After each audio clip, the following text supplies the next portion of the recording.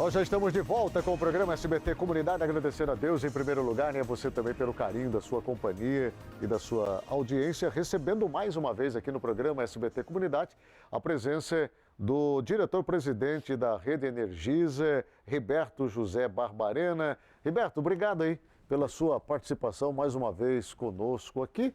Eu vejo que é bastante oportuno a sua presença, até para que a gente possa trazer para o estado de Mato Grosso o que de fato está acontecendo, quais são os serviços aos quais a Rede Energisa nesse momento está empenhado para atender a população do estado de Mato Grosso. Boa tarde a todos os telespectadores. Nós é que agradecemos pela oportunidade.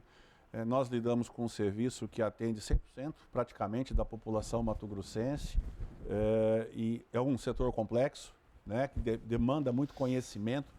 E ter a oportunidade de poder levar um pouco mais desse conhecimento aos nossos clientes é sempre muito bom. Então, muito obrigado pela oportunidade. Bem, a reclamação, eu penso que a maior de todas é com relação ao valor das tarifas cobradas hoje pela Energisa aos consumidores. Muitas reclamações. E muitas dessas reclamações, ela parte exatamente por questões que envolvem a falta de conhecimento de como esses valores são construídos. Eu gostaria que o senhor falasse sobre isso. Perfeitamente. E, sem dúvida alguma, esse é o principal ponto hoje, e não é uma particularidade do Mato Grosso.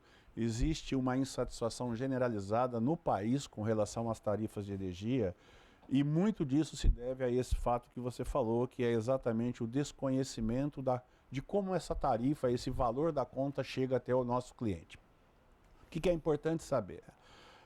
O setor elétrico brasileiro, da hora que a energia é gerada até a hora que a energia é entregue na casa do cliente, ela passa por vários agentes. Ela passa pela geração de energia elétrica, empresas que geram energia, empresas que transmitem energia aos grandes centros de carga e as distribuidoras de energia.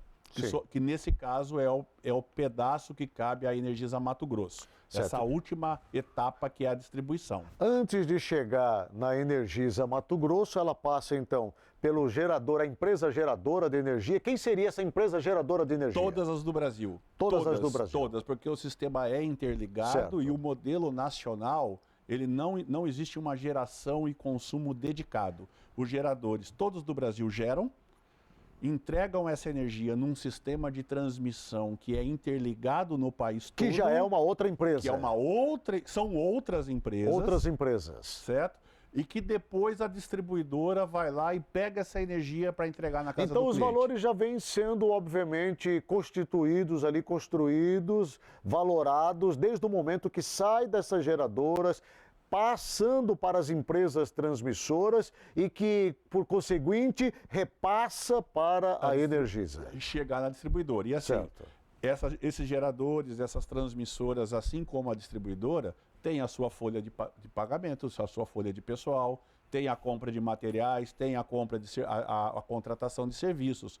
E nenhum cliente recebe conta em casa do gerador, do transmissor, porque o modelo do setor elétrico, a responsabilidade pela arrecadação para pagar toda essa cadeia fica com a distribuidora.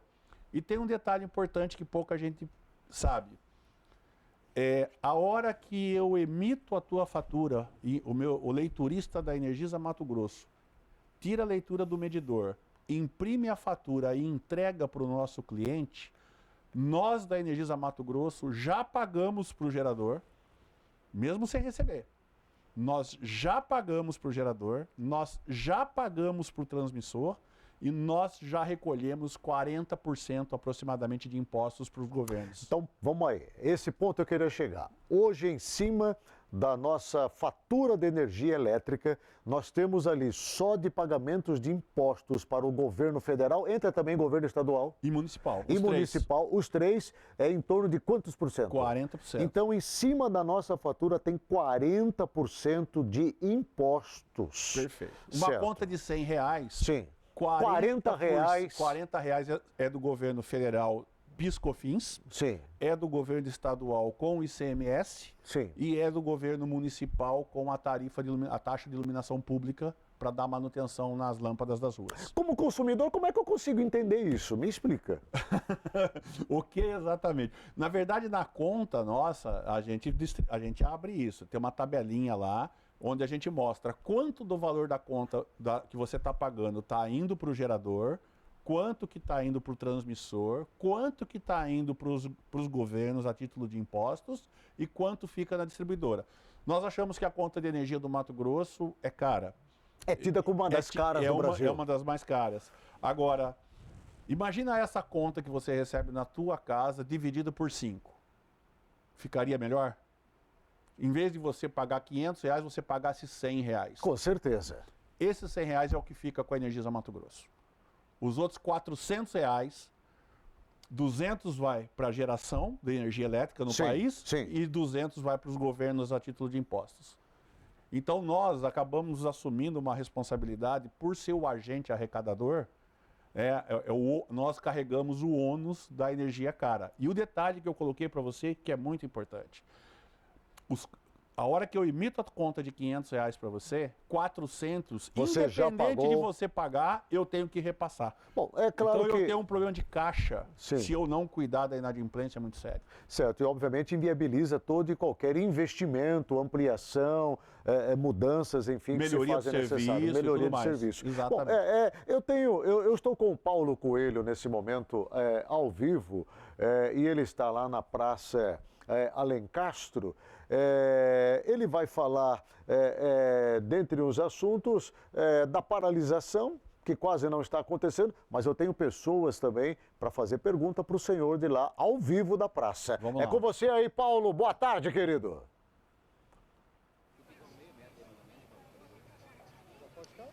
Boa tarde, Agnello, boa tarde a você que nos assiste pelo SBT Comunidade. Praça Ipiranga, final da manhã de sexta-feira, nesse sol de quase dezembro, derretendo aqui.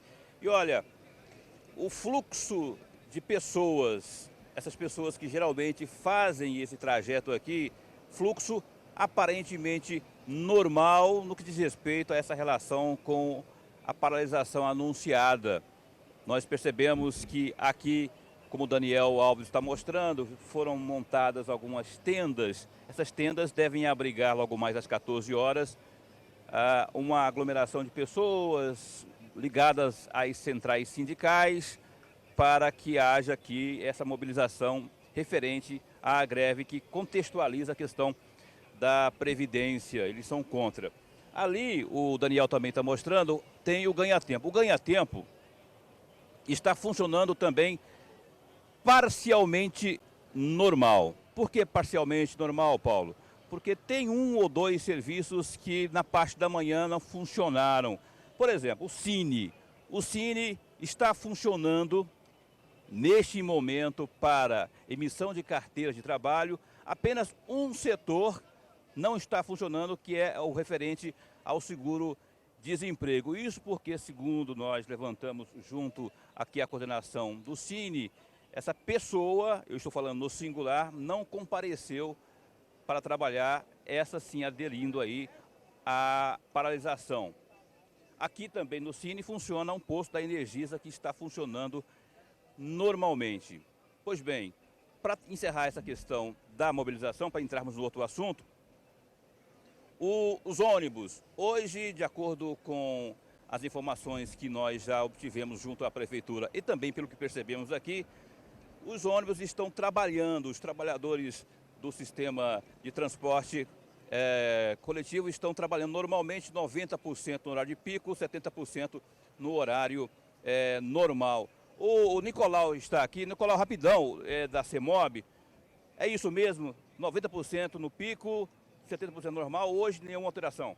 Exatamente. Nós nos antecipamos, entramos com uma medida cautelar através da nossa Procuradoria e conseguimos garantir aí o atendimento 90% no horário de pico e 70% no entrepico. Vale ressaltar que uma medida foi sábia a decisão da Justiça, tendo em vista que o transporte coletivo, em que pese qualquer manifestação, a gente entende como legítima, uns entendem que estão buscando melhoria para o país, mas o transporte coletivo é um serviço essencial, é um direito social e não pode estar à mercê desse tipo de coisa, porque quem sofre a população mais simples. Sem alteração, então. Sem alteração, tranquilo. Nicolau Abud, muito obrigado então pela participação aqui da CEMOB, ligado à CEMOB, falando conosco, encerrando então esse primeiro assunto, para entrarmos no segundo assunto. Eu vou chamar aqui para o meu lado essa senhora que estava passando aqui, e ela tem uma dúvida, talvez queixa, em relação ao consumo de energia elétrica, tarifas e tudo mais. Qual é o nome da senhora? É Lucilene Lucilene de quê? Nunes Soares. Ela mora no qual bairro aqui, em Cuiabá ou em Vargem Grande? Mora em Vargem Grande, Eldorado. Senhora, o diretor da Energisa está no estúdio do SBT Comunidade, nos assistindo e assistindo a senhora. Eu sei que a senhora tem uma dúvida, uma posição para colocar, esteja à vontade. Eu tenho uma dúvida para perguntar para ele assim. Por que que quando a gente paga, eu tenho 6 anos que eu moro nesse bairro. A luz na minha casa, eu não tenho um ar-condicionado, eu só tenho uma televisão, uma geladeira, e aí eu pagava 50, 40 reais. Hoje a minha luz vem 200, 100 reais, 150. Você aumentou os utensílios domésticos lá, como por exemplo, ar-condicionado, ferro elétrico, chuveiro? Não, eu não passo nem roupa. Minhas roupas tudo eu lavo e dobro no ferro elétrico. Nunca usei ferro elétrico, não tenho máquina elétrica, entendeu?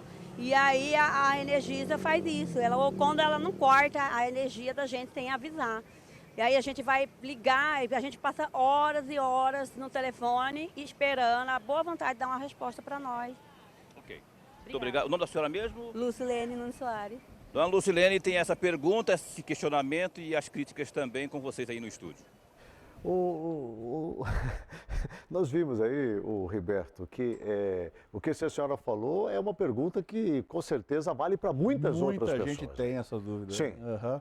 Mas vamos lá, vamos entender, vamos tentar responder para ela por partes aqui. A primeira questão é por que a energia está tão cara? Sobe, por que pagava menos e agora sobe? Como eu tive a oportunidade de falar no bloco anterior, o que acontece é que o Brasil tem todo um sistema interligado de geração. A Energisa Mato Grosso ela não detém uma exclusividade de geração de energia dentro do estado. A energia elétrica gerada ela está cada vez mais cara. Por quê? O Brasil parou há um tempo atrás de investir em usina hidrelétrica que gera energia a partir da água e precisou lançar a mão das termoelétricas que geram energia a partir do óleo diesel derivado do petróleo. O que acontecia no passado? Mais de 95% da energia gerada no país era hídrica, era à base de água. Hoje isso é pouco mais de 80%. Todo o resto é despachado com termoelétricas. E aí o custo de geração dessa energia é maior. Mas a ponto de termos aí faturas duplicadas, triplicadas, quadriplicadas, algumas. Quando você soma os efeitos que isso traz, a geração fica mais cara. O consumo de energia em quilowatt-hora, às vezes, ele não se altera. Mas quando você soma, olha, aumentou o consumo, aí muda a tarifa, muda a alíquota de ICMS. Entra a bandeira tarifária vermelha porque o país está no momento de geração de pouca água, muita termoelétrica funcionando. Isso quase duplica a conta. Isso às vezes soa para o consumidor como um verdadeiro assalto, né? Que é o que nós mais escutamos. Uma outra dúvida que é corriqueira é com relação às dúvidas com relação à leitura que é feita dessas faturas aí. Como é que nós poderíamos entender esse processo de leitura? Muitos reclamam que às vezes essas leituras elas estão vindo com irregularidades, enfim. O que as pessoas comentam da possível irregularidade da leitura? Na verdade não é uma irregularidade, é uma situação. Nós herdamos aqui no Mato Grosso, a Energisa herdou aqui, e grande volume é Cuiabá e Várzea Grande, um padrão de rede diferente do Brasil todo. Esse modelo onde o medidor fica em cima do poste, aquelas caixas, se você andar pelo Brasil, você não vê isso em lugar algum. Isso é uma exclusividade da Energisa Mato Grosso. Isso foi um modelo colocado lá atrás, né, uma opção para combater perdas, desvios de energia, e levou esse medidor lá para cima. O que acontece agora? Esse medidor está lá em cima no alto do poste, o cliente não consegue acompanhar a leitura da casa dele, porque numa residência ou num comércio, em qualquer lugar do país, o medidor está colocado ali na varanda, está colocado na garagem, o cliente consegue até acompanhar a leitura dele e isso ajuda ele a cuidar desse assunto. Aqui não, o medidor está lá em cima do poste, o cliente não consegue acessar. O nosso leiturista, quando passa, ele olha, tira a leitura e emite a fatura. O que acontece às vezes? Pode acontecer, e a gente tem vários casos disso registrados. Quando ele passa, o visor está encoberto por uma árvore não podada, o visor está embaçado e ele não consegue auferir aquela leitura naquela passada. E aí vem a reclamação. Aí vem um faturamento que a concessionária faz pela média do consumo. Olha para os meses anteriores, quanto que o cliente consumiu em média. Ele teve um consumo de 120, outro de 100, outro de 80. Tira a média, fatura 100 nesse mês. Mas isso é legal? É legal. É legal. A legislação do setor elétrico brasileiro permite isso até por 3 meses você pode fazer isso. No quarto mês pode mais, mas, mas é legal. Nós não queremos fazer isso porque isso gera realmente muito descontentamento e nós temos trabalhado firmemente para, inclusive num projeto que nós começamos, inclusive por Várzea Grande, toda aquela região ali de frente para o aeroporto, nós estamos tirando esse padrão de cima dos postes, trazendo ele para dentro das casas, doando o poste, a caixa onde vai pôr esse medidor e tudo mais, porque o nosso projeto é acabar com essas caixas em cima dos postes, exatamente por conta de todo esse transtorno que ele traz. Eu estou com o Paulo Coelho novamente ao vivo lá da Praça Ipiranga e parece-me que tem mais um consumidor lá querendo lhe fazer uma pergunta. Vamos para lá.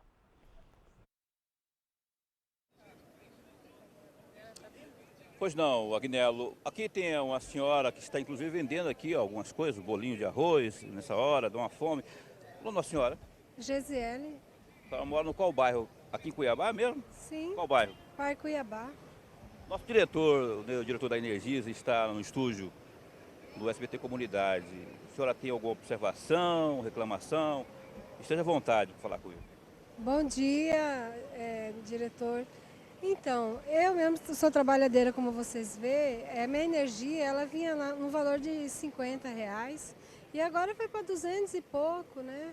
Então, assim, eu não tenho ar, meu ar está desativado, então eu só chego em casa à noite, como vocês vê, está bem claro. Então, assim, que abaixe, né? Quantas pessoas em casa? Só 2, né? Nós somos assalariados, você vê que o Brasil está difícil. Então eu gostaria que... Era 50, mais ou menos, foi para quanto? A 220. E não aumentou nada? Equipamento elétrico? Não, lá em casa não tem, só tem uma geladeira, que é o que eu uso para fazer trufas, né? E fica desligado, eu procuro desligar tudo. Então, diretor, é isso aí. Aí. Então, diretor, é isso aí. Mais um questionamento, mais uma posição quanto à questão da tarifa.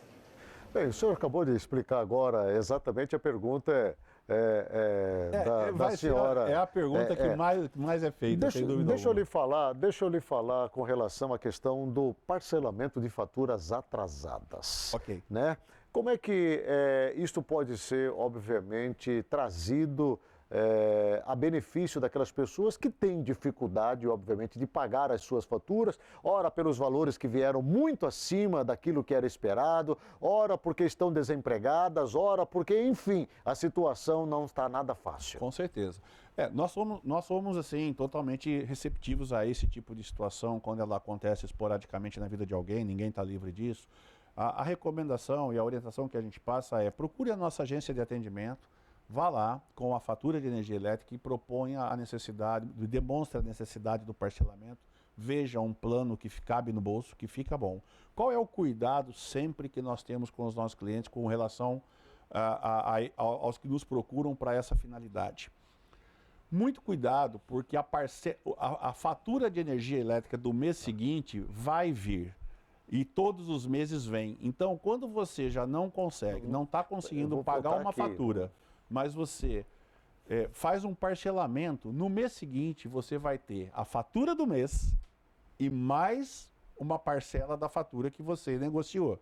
Então, o cliente precisa, o consumidor precisa estar muito ciente do esforço que ele vai ter que fazer para poder honrar essas duas parcelas, a do mês, a Com fatura do relação mês e a aos parcela cortes anterior. de energia elétrica que acontecem, o cliente, o consumidor não é avisado e às vezes esses cortes acontecem na sexta-feira, na parte no período vespertino ali, sem dar a oportunidade às pessoas de efetuarem ora o pagamento e ter a ligação da energia elétrica. Vamos lá, esse é um outro tema também que a gente precisa esclarecer bem a população.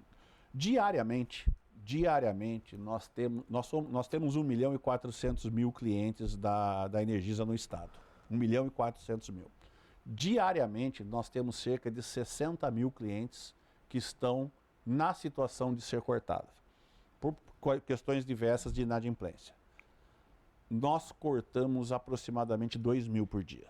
Essa é a nossa execução de corte. Então, de 60.000 que eu teria que fazer o corte, nós fazemos 2.000, que é um volume baixo. De forma alguma, nós fazemos o corte sem o aviso prévio. A situação da suspensão do fornecimento de energia, ela precisa do aviso prévio.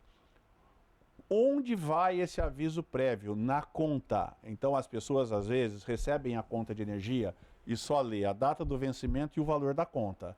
Mas se tem uma conta em aberto, lá embaixo vai escrito, olha, você tem a conta do mês tal e fica sujeito a corte. Então, o aviso acontece. Sim. Com relação ao corte na sexta-feira, nós já tivemos, inclusive, algumas reuniões com o PROCON estadual para alinhamento, para entendimento. Existe uma lei estadual no estado do Mato Grosso, ela é de 1997, que ela diz que não podem ser feitos suspensão de fornecimento às sextas-feiras. O setor elétrico brasileiro ele é regido pela legislação federal, ele não é regido pela legislação estadual. Isso está no artigo 22. Então essa lei estadual não tem validade. Ela é inconstitucional. Não tem validade para exercer, obviamente. Artigo 22 da Constituição brasileira é muito claro. Compete privativamente à União legislar sobre o setor elétrico. Então, e a legislação federal, resolução 414, federal, ela fala, a suspensão do fornecimento pode ser feita aos dias úteis, das 8 às 18. E mesmo quando a gente faz um corte, uma suspensão de fornecimento na sexta-feira à tarde, o que não é muito comum, normalmente a gente faz suspensão de fornecimento de manhã para que o cliente pague ao longo do dia e as nossas equipes religuem à tarde. Mas mesmo que ocorra uma suspensão de fornecimento à tarde, o cliente pode efetuar pagamento via NetBanking, via agências lotéricas e no sábado nós temos todas as equipes trabalhando para religar. Bom, eu tenho mais uma pergunta lá, tá? Coloca para mim por gentileza na tela aí, veio através do nosso WhatsApp. A pergunta é assim, eu tenho uma pergunta para a Energisa, porque fazemos a denúncia de gambiarra Energisa e elas não fazem nada, é na quadra 142, na rua Universal, Dr. Fábio 2, tem até uma mercearia que está na gambiarra. É uma denúncia com relação ao gato, às ligações ilegais. Olha, a gente agradece muito aos clientes que estão fazendo isso. Isso é uma conscientização, é um exercício de cidadania, na verdade, porque todos nós pagamos por esses gatos. Os gatos são feitos por aí e todos nós, clientes, bons pagadores... Se tem um gato na minha rua... essa conta vai ser rateada para ali os moradores e eu vou ter que pagar. Até determinado limite, sim. Faz parte dos valores da conta de energia. Tem lá um valor embutido que é para combate aos furtos. É impressionante, mas existe isso e não é uma prerrogativa da Energisa Mato Grosso. Isso é Brasil, é legislação brasileira. Eu queria ficar com o senhor aqui mais tempo, até para poder a gente falar muitos outros assuntos, até mesmo a respeito da energia solar, né? Mas eu quero lhe deixar assim, muito à vontade para, nas suas palavras finais, você, obviamente, dizer o que está sendo feito para melhorar o atendimento para o consumidor aqui do estado de Mato Grosso. Vamos lá. Desde que nós entramos em 2014 e até agora, em 2019, a Energisa subiu o volume de investimentos, que era em torno de 250 milhões ano. Nós estamos investindo mais de 600 milhões ano. Então, muito trabalho vem sendo feito. Tínhamos um passivo enorme nesse estado que cresce muito e não teve investimentos no passado. Muito problema de energia, de fornecimento de energia elétrica em cidades, áreas urbanas. A gente conseguiu melhorar isso ao longo desses últimos anos.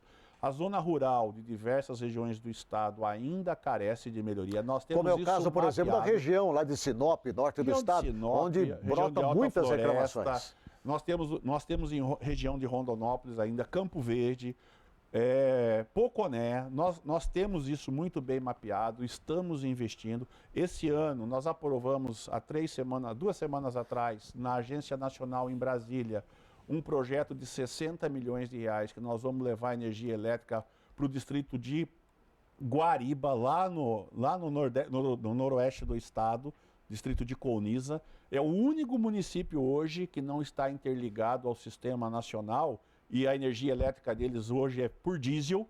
Então nós aprovamos esse investimento, vamos levar. Então tem muito trabalho sendo feito nós somos aproximadamente 2.500 colaboradores próprios da Energisa Mato Grosso para atender toda essa população. São pessoas fortemente comprometidas, engajadas, que trabalham de sábado, de domingo, dia de semana, Eu não sob tenho chuva. Dúvida, não tenho dúvida disso. Pessoas que se dedicam para levar. Temos um passivo, sim, reconhecemos, inclusive, que temos muito a melhorar. Mas eu quero lhe trazer uma próxima oportunidade aqui, viu, Roberto? Para nós falarmos exatamente sobre esses investimentos aí, porque isso é importante para nós. Sem dúvida que é. Tá? Eu agradeço muito a você, muito mesmo a sua participação. Conversamos nesta tarde com o diretor-presidente da Rede Energisa, Roberto José Barbarena, né? E ele vai voltar aqui novamente para conversar conosco. E eu saio daqui agora para ir para Água Boa num evento de lançamento lá da FICO, a Ferrovia de Integração do Centro-Oeste, que nós estamos engajados no investimento para poder prover que a FICO aconteça também.